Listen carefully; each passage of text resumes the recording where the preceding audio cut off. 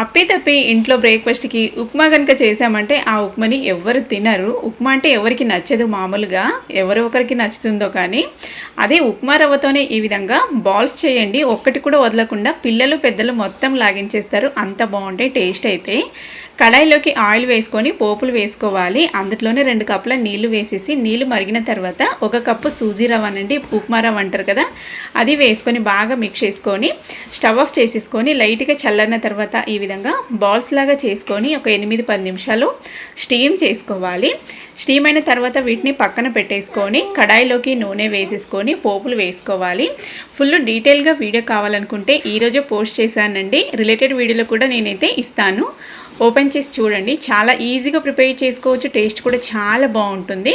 ఈ విధంగా స్పైసెస్ అన్నీ వేసుకొని పోపులో మనం చేసిన బాల్స్ వేసి బాగా మిక్స్ చేసుకున్నామంటే రెడీ అయిపోతుంది. నెక్స్ట్ మళ్ళీ ఒక డెలిషియస్ రెసిపీతో మీ ముందు